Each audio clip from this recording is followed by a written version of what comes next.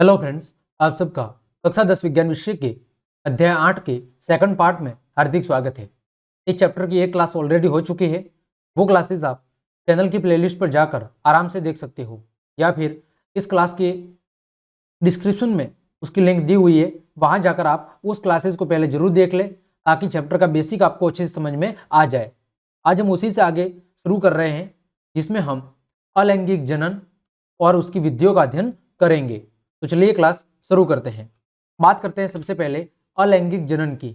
इसकी चर्चा हमने पिछली क्लास में भी कर ली थी, लेकिन फिर से एक बार थोड़ा रिवाइज कर लेते हैं। तो अलैंगिक जनन क्या होता है? जनन की वो प्रक्रिया जिसमें केवल एक जीव भाग लेता है और एक जीव नए जीव की उत्पत्ति करता है। ठीक है, अलैंगिक जनन में किसी भी प्रकार के युग्मक का निर्माण नहीं होता है। अगली विशेषता थी कि इसमें जो नया जीव है वो पैतृक जीव जो उसके माता पिता है, ठीक, उसकी बिल्कुल समान या समरूप होता है। ठीक है, इसके अलावा जो अलैंगिक जनन है वो सतत गुणन के लिए बहुत ही उपयोगी है। यानी यदि कोई जीव अपने जैसा ही नया जीव चाहता है तो फिर ऐसे के लिए अलैंगिक जनन उपयोगी है। और ये जो जनन की प्रक्रिया है वो निम्न वर्ग के जीवों में पाई जाती है। ये हमने पिछली क्लास में भी पढ़ा था। तो आज की क्लास में हम अलैंगिक जनन की विभिन्न विधियों का वर्णन करेंगे। तो अलैंगिक जनन की मुख्य कितनी विधियां है? 5 विधियां है। कौन कौन सी? पहली विखंडन, दूसरी खंडन, तीसरी पुनरुद्भवन, चौथी मुकुलन, बीजाणु समासंग और कायिक प्रवर्धन। ये टोटल 5 से 6 विधियां है जो प्रमुख है। हालांकि मुख्य 5 ही है, लेकिन कभी कभार ये खंडन कहीं अलग दिया हुआ है। तो मुख्यतः 6 विधियां है जो आपकी इस पुस्तक में दी गई है। हम इन 6 विधियों का अध्ययन करेंगे। ठीक है, तो चलिए सबसे पहले बात करते हैं विखंडन विधि की कि विखंडन क्या होता है और इसमें अलैंगिक जनन की प्रक्रिया कैसे होती है।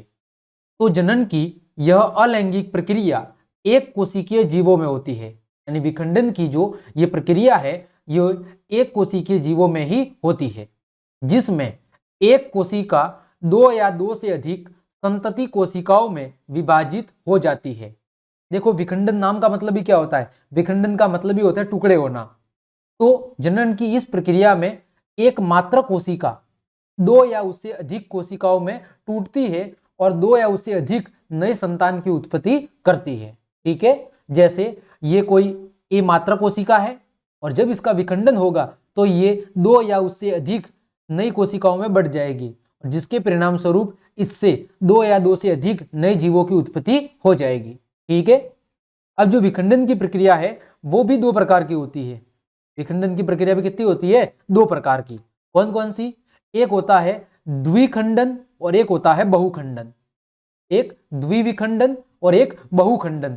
जैसा नाम से पता चल रहा है, द्विविखंडन यानी विखंडन की इस प्रक्रिया में जो जनक कोशिका है वो 2 बराबर संतति कोशिकाओं में विभाजित हो जाती है। यानी एक मात्र कोशिका से केवल 2 नए जीवों की उत्पत्ति होती है। इसमें द्विविखंडन में उदाहरण की बात करें तो अमीबा और लेशमानिया, इन दोनों के अंदर द्विविखंडन की प्रक्रिया पाई जाती है।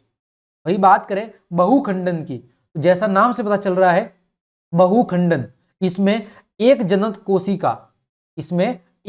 कोशिका 2 या 2 से अधिक संतति कोशिकाओं में क्या हो जाती है? विभाजित होती है। जब एक कोशिका का विभाजन होता है तो 2 या उससे अधिक संतति कोशिकाओं या संतानों या जीवों का निर्माण होता है।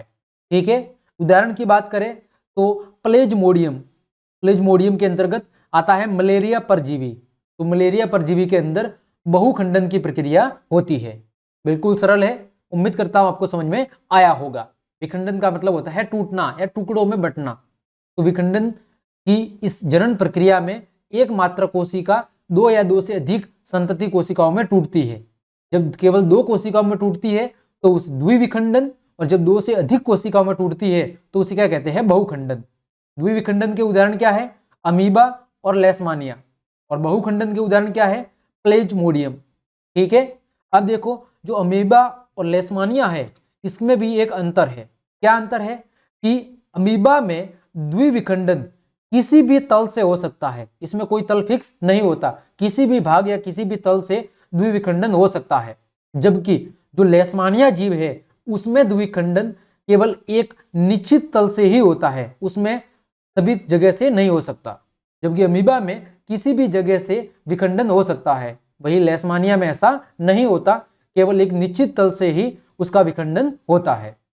ठीक है, देखें आगे आपके सामने सबसे पहले हम बात कर रहे हैं अमीबा में जनन। ये आपके सामने चित्र दिया गया है, जिसमें देखो एक मात्र कोशिका जो अमीबा की है, यहाँ पर देखो ये अमीबा है जो एक मात्र कोशिका है, इसके अंदर क्या है, एक केंद्रक है। ठीक है, और जब इस अमीबा में जनन की प्रक्रिया शुरू होती है तो धीरे धीरे केंद्रक के आकार में क्या होता है, परिवर्तन होता है, और धीरे धीरे केंद्रक और इसमें मौजूद कोशिका द्रव्य क्या दो भागों में बढ़ जाते हैं, और धीरे धीरे फिर क्या हो जाते हैं, ये अलग संतति जीव के रूप में नए जीव का निर्माण कर लेते हैं। तो अमीबा में विखंडन की प्रक्रिया कुछ इस तरह होती है। अगला उदाहरण आपके सामने दिया हुआ है प्लेज्मोडियम में जनन। तो प्लेज्मोडियम में कौन सा होता है, बहुविखंडन होता है। तो इसमें देखो ये पहले एक जीव था, पूरी एक कोशिका थी, जिसमें एक ये केंद्रक है न्यूक्लियस, ठीक है, और ये पूरी एक कोशिका है, और इसके अंदर कोशिका द्रव्य भरा हुआ है, और बाहर की तरफ क्या है, ये जो सुरक्षा भित्ति है वो है। धीरे धीरे क्या होता है, इसमें मौजूद जो कोशिका द्रव्य है और जो केंद्रक है वो धीरे धीरे कई हिस्सों में क्या होता है, विभाजित होता है। इसमें होता है धीरे धीरे कई कोशिकाओं में, संतति कोशिकाओं में विभाजित होता है, और धीरे धीरे ये कोशिका का जो बाहरी आवरण है ये टूट जाता है, और इस एकमात्र कोशिका से कई सारे अन्य नए जीवों का निर्माण हो जाता है। ठीक है, तो ये थी विखंडन की प्रक्रिया। उम्मीद करता हूं आपको समझ में आया होगा, बिल्कुल सरल था। आगे बढ़ते हैं, दूसरी विधि वो दी हुई है खंडन। कौन सी दी हुई है, खंडन। अब देखो ये भी ठीक उसकी तरह ही है, विखंडन की तरह, बस थोड़ा सा फर्क है।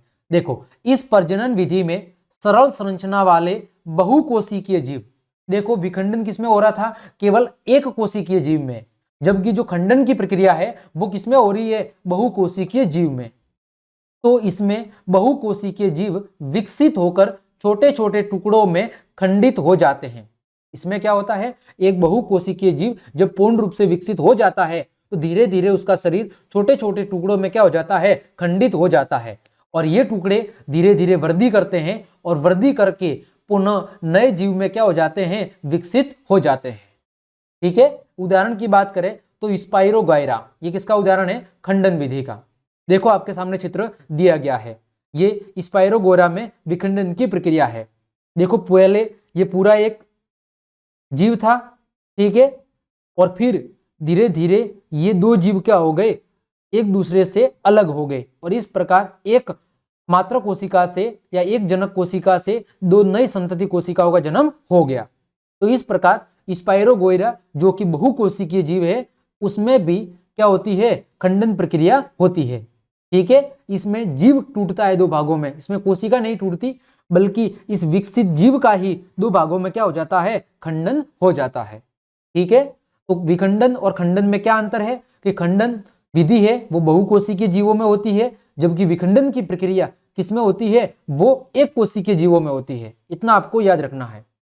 ठीक है, वही विखंडन में क्या था, कोशिका होती है जो मात्र कोशिका, वो विखंडित होकर नए जीवों का उत्पन्न करती है। वही खंडन विधि में जो विकसित जीव है वो जीव छोटे छोटे टुकड़ों में टूटता है, और फिर वो टुकड़े वृद्धि करते हैं और नए जीव उत्पन्न करते हैं, या नए जीव के रूप में विकसित हो जाते हैं। यह आपको दोनों में अंतर याद रखना है। तीसरी विधि है पुनरुद्भवन या पुनर्जनन। तो देखो, तो पूर्ण रूपेण विभेदित जीवों में, यानी कि पूर्ण रूपेण जो विभेदित जीव है उन जीवों में अपने कायिक भाग से नए जीव के निर्माण की क्या होती है, क्षमता होती है। यानी कि पूर्ण रूप से जो विभेदित जीव है उन जीवों में उसके जो कायिक भाग है, कायिक भाग का मतलब होता है किसी भी पादप के वे भाग जिनसे नए भागों का उत्पन्न हो सकते हैं। किसी भी पादप या जीव जंतु के वे भाग जो अतिरिक्त संरचना के रूप में बाहर की ओर होते हैं, या फिर वे कुछ विशिष्ट विशेषताओं वाले भाग जिनसे नए जीवों का निर्माण हो सकता है। तो जो पूर्ण रूप से विभेदित, विभेदित का मतलब होता है जिनमें विभाजन की प्रक्रिया या टूटने की क्षमता पाई जाती है, इसे कहते हैं विभेदित जीव। ठीक है, तो उन जीवों में जो उनके कायिक भाग होते हैं, उन कायिक भागों से नए जीवों को उत्पन्न करने की क्या होती है, क्षमता पाई जाती है। तो यदि किसी कारणवश वो जीव क्या हो जाते हैं, शत विशत हो जाते हैं, शत विशत का मतलब है कि वो कभी कभार टुकड़ों में टूट जाते हैं। तो इससे जो टुकड़े हुए हैं वो अनेक टुकड़े धीरे धीरे वृद्धि करके नए जीव में क्या हो जाते हैं, विकसित हो जाते हैं। ठीक है, किसी भी कारणवश जो पूर्ण रूपेण विभेदित जीव है वो जब टुकड़ों में टूट जाते हैं तो ये टुकड़े धीरे धीरे वृद्धि करते हैं और नए जीव में क्या हो जाते हैं, विकसित हो जाते हैं। उदाहरण की बात करें तो हाइड्रा तथा प्लेनेरिया जैसे सरल प्राणियों को यदि कई टुकड़ों में काट दिया जाए तो प्रत्येक टुकड़ा विकसित होकर पूर्ण जीव का निर्माण कर देता है और यही क्या कहलाता है, यही पुनरुद्भवन कहलाता है। ठीक है, चलिए उदाहरण आपके सामने दिया हुआ है प्लेनेरिया और हाइड्रा। अब देखो आपने हाइड्रा में पढ़ा होगा मुकुलन। तो जो मुकुलन है, जो मुकुल है वो क्या होता है, एक कायिक भाग होता है और उस कायिक भाग से धीरे धीरे उसमें क्या होती है, वृद्धि होती है और उससे नए जीव का निर्माण हो जाता है। इसी तरह देखो ये प्लेनेरिया और हाइड्रा के दो उदाहरण दिए हुए हैं। ये देखो ये जीव है प्लेनेरिया, इसका 3 भागों में क्या हो गया, विभाजन हो गया और धीरे धीरे ये तीनों भाग क्या करने लग गए, वृद्धि करने लग गए और विकसित होकर इन्होंने एक बिल्कुल नया जीव उत्पन्न कर दिया। ठीक इसी तरह आपके सामने चित्र दिया हुआ है हाइड्रा का।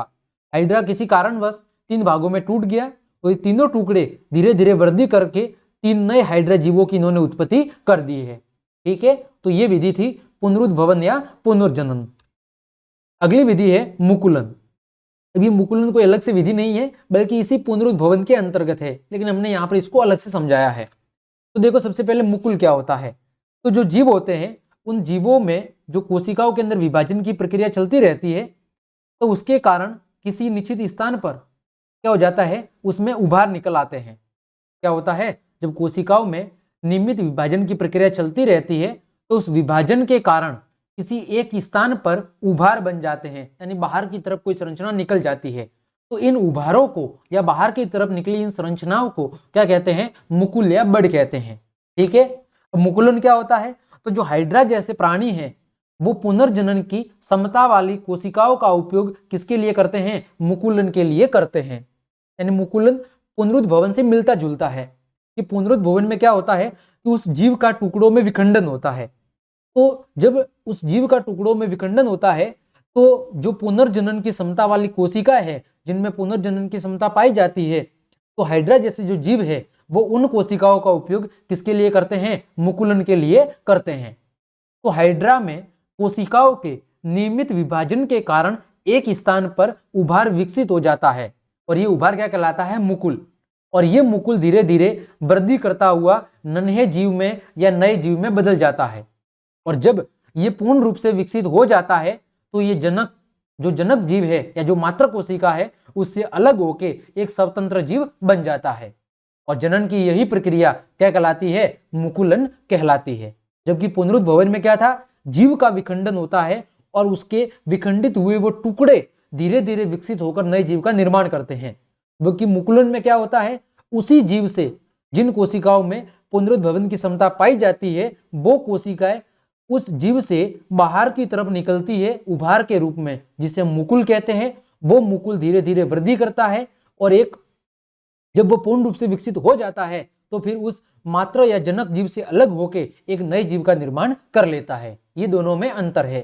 ठीक है, अगला उदाहरण वही दिया हुआ है कि जो यीस्ट और हाइड्रा जैसे जीव है उन जीवों में जो जनन की प्रक्रिया है वो मुकुलन के द्वारा होती है। ठीक है, चलिए अगला है मुकुलन का ही चित्र आपके सामने दिया गया है। देखो ये हाइड्रा जीव है, इसमें देखो बाहर की तरफ एक संरचना निकल रही है जो उभार नुमा है, ये क्या कहलाता है, मुकुल। ये मुकुल धीरे धीरे क्या करता है, वृद्धि करता है या विकसित होता है और जब ये पूर्ण रूप से विकसित हो जाता है, यहाँ पर तीसरे चरण में देखो ये पूर्ण रूप से विकसित हो गया है, तो ये फिर इस जनक कोशिका से या मात्र कोशिका से अलग हो जाता है और नए जीव का निर्माण कर लेता है। ठीक है, अगली विधि है वो है बीजाणु समासंग। अब देखो ये क्या होती है, तो अनेक सरल बहुकोशिकीय जीवों में जनन के लिए विशिष्ट जनन संरचनाएं पाई जाती है। जो सरल बहुकोशिकीय जीव होते हैं उनमें जनन के लिए कुछ विशिष्ट कोशिकाएं पाई जाती है। इन संरचनाओं के ऊर्ध्व तंतुओं पर सूक्ष्म गुच्छ जैसी संरचनाएं होती है जिन्हें बीजाणुधानी कहते हैं। जिन्हें क्या कहते हैं, बीजाणुधानी कहते हैं। देखो ये आपके सामने यहाँ मैं चित्र बता रहा हूं ताकि आपको समझ में आ जाए। देखो ये कोई पादप है, ये कवक तंतुनुमा संरचना है इसकी, और इसके ऊपर क्या है, गुच्छे के रूप में कुछ संरचनाएं पाई गई है जो एक गुच्छे के रूप में यहाँ पर स्थित है। इसे क्या कहते हैं, बीजाणुधानी कहते हैं। इस बीजाणुधानी में क्या पाए जाते हैं, इस बीजाणुधानी में बीजाणु पाए जाते हैं, ठीक है। और ये बीजाणु धीरे धीरे वृद्धि करते हैं और फिर इस बीजाणुधानी से एक अनुकूल परिस्थिति या अनुकूल वातावरण पाकर इस बीजाणुधानी से बाहर निकल जाते हैं और फिर ये नए जीव क्या कर लेते हैं, उत्पन्न कर लेते हैं, ठीक है। वही आपके सामने लिखा हुआ है, ये कवक तंतुनुमा है, संरचना है, इस पर बीजाणुधानी लगी हुई है जिसमें बीजाणु मौजूद है। धीरे धीरे ये बीजाणु क्या करते हैं, वृद्धि करते हैं और फिर इस बीजाणुधानी को तोड़कर बाहर निकल जाते हैं और ये नए कवक तंतु का निर्माण कर लेते हैं, ठीक है। उदाहरण की बात करें तो राइजोपस, राइजोपस के अंदर बीजाणु समासंग की प्रक्रिया होती है।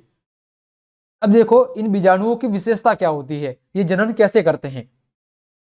तो बीजाणु के चारों ओर एक मोटी भित्ति होती है। क्या होता है, बीजाणु के चारों ओर एक मोटी भित्ति होती है जो काम क्या करती है, जो इन बीजाणुओं की प्रतिकूल परिस्थितियों में रक्षा करती है। क्या करती है, इन बीजाणुओं की प्रतिकूल परिस्थितियों में रक्षा करती है। अब ये जो बीजाणु है ये अभी तो किसमें फिट है, बीजाणुधानी में बंद है, लेकिन जब बीजाणुधानी फट जाती है तो उसके फटने के बाद ये उधर उधर क्या हो जाते हैं, फैल जाते हैं। और तब ऐसी परिस्थिति में जिससे इन बीजाणुओं को नुकसान पहुंचाने वाला अगर कोई हो तो ये मोटी भित्ति इन फैले हुए बीजाणुओं की क्या करती है, रक्षा करती है। मतलब जब बीजाणुधानी से बाहर निकल जाते हैं और उन्हें यदि नुकसान पहुंचाने की कोई आशंका हो तो या नुकसान पहुंचने वाला हो तो ऐसी स्थिति में जो बीजाणुओं के बाहर की मोटी भित्ति है वो उनकी रक्षा करती है। और जैसे ही उनके जनन के लिए अनुकूल परिस्थिति बनती है तो ये नम सतह के संपर्क में आ जाते हैं और नम सतह के संपर्क में आने पर ये धीरे धीरे क्या करने लगते हैं, वृद्धि करने लगते हैं। और जब ये वृद्धि पूर्ण रूप से कर लेते हैं तो नए जीव उत्पन्न करते हैं। और यही कारण है कि जो बीजाणु जनन द्वारा ये जीवाणु जैसे जो जीव है वो क्या होते हैं, लाभान्वित होते हैं। या राइजोपस जैसे जो जीव है वो बीजाणु जनन की इस विधि द्वारा अपने जैसे ही नए जीवों की उत्पत्ति करते हैं, ठीक है। अगली विधि है कायिक प्रवर्धन। ये तो आप सबने भी घर पे देखा होगा। तो कायिक क्या होता है, तो पौधों के कायिक भाग, तो पौधों के जड़, तना, पत्तियां, मूल आदि भागों को क्या भाग कहा जाता है, कायिक भाग कहा जाता है। यानी ये वो भाग होते हैं जिनसे नए जीव की उत्पत्ति हो सकती है। अब देखो ये विधि क्या होती है, तो पौधों के कायिक भागों जैसे जड़, तना और पत्तियों से भी नए पौधे उगाए जाते हैं और जनन की इस प्रक्रिया को कायिक प्रवर्धन कहते हैं। इसमें जो कायिक भाग है वो धीरे धीरे विकसित होकर नया पौधा उत्पन्न करता है। आपने भी कई बार अपने घर पर देखा होगा, कहीं पर से गुलाब की डाली वगैरह तोड़कर लाते हैं और उसको मिट्टी में दबा देते हैं। कुछ समय के बाद जब उसको पानी देते हैं तो देखते हैं कि उस शाखा या डाली से नए गुलाब के फूल की उत्पत्ति हो जाती है। तो ये कौन सी विधि होती है, ये कायिक प्रवर्धन विधि होती है। अब कायिक प्रवर्धन के लाभ क्या, फायदे क्या है, तो देखो जिन पौधों में बीज उत्पन्न करने की क्षमता नहीं होती है उनका प्रजनन कायिक प्रवर्धन विधि के द्वारा ही किया जाता है। जिन पौधों में प्रजनन या बीज उत्पन्न करने की क्षमता नहीं होती है उनका जो प्रजनन है वो कायिक प्रवर्धन विधि के द्वारा किया जाता है। दूसरा लाभ क्या है, इस विधि के द्वारा उगाए गए पौधों में बीज द्वारा उगाए गए पौधों की अपेक्षा कम समय में ही फल और फूल फलने लगते हैं। सीधी सी बात है कि किसी पादप के या पेड़ के आपने बड़ी सी शाखा को काट कर उसको जमीन के अंदर लगा दिया तो वो अचानक से जैसे ही वो नए पादप के रूप में विकसित हो जाएगा तो तुरंत ही कुछ समय के बाद उस पर फल फूल आना शुरू हो जाएंगे। तो इससे क्या होगा, नए पादप की उत्पत्ति करना बहुत ही आसान हो गया और कम ही समय में आपको उसका फायदा मिलना शुरू हो जाएगा। तीसरा, पौधों में पीढ़ी दर पीढ़ी आनुवांशिक परिवर्तन होते रहते हैं। ये तो सही बात है, जैसे फल कम होते हैं या फिर छोटे होते जाते हैं, यानी जैसे जैसे पौधों में पीढ़ी दर पीढ़ी आनुवांशिक गुणों में कमी होती जाएगी वैसे वैसे उनमें परिवर्तन होता जाएगा। धीरे धीरे उसके फल छोटे होते जाएंगे और फलों की संख्या भी कम होती जाएगी। जबकि जो कायिक प्रवर्धन द्वारा पौधे उगाए जाते हैं उनमें जो आनुवांशिक गुण हैं वो जनक पौधे के समान ही उस नए जीव में भी होते हैं। यानी जैसे गुण उस जनक पादप में थे वैसे के वैसे गुण उस नए पादप में भी उपलब्ध होंगे, अतः उसमें किसी भी प्रकार के आनुवंशिक गुणों में कोई कमी नहीं होगी। ये उसका फायदा है। अगला फायदा क्या है? ये पौधे उगाने के लिए सस्ते और कैसा है? ये तरीका बिल्कुल आसान तरीका है। इस विधि के द्वारा केला, गुलाब, आम, गन्ना आदि पौधे आसानी से उगाए जा सकते हैं। ठीक है, चलिए आगे बात करते हैं कायिक प्रवर्धन के प्रकार। तो कायिक प्रवर्धन कितने प्रकार का होता है? 2 प्रकार के होते हैं, एक प्राकृतिक विधि द्वारा और एक कृत्रिम विधि द्वारा। सबसे पहले बात करते हैं प्राकृतिक विधि द्वारा। तो प्राकृतिक विधि में हम जड़ों के द्वारा गाजर और शकरकंद का कायिक प्रवर्धन कर सकते हैं। तने के द्वारा आलू और अदरक का कायिक प्रवर्धन कर सकते हैं। वही पत्तियों द्वारा ब्रायोफिल्म का हम कायिक प्रवर्धन कर सकते हैं।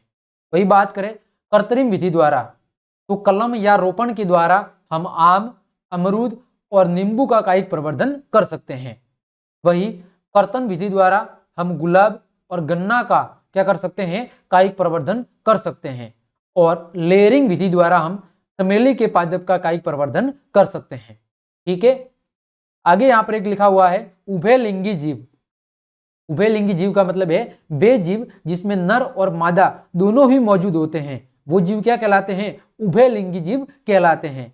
जैसे फीताकर्मी, केचुआ, सितारा मछली, ये कुछ उभयलिंगी जीवों के उदाहरण हैं।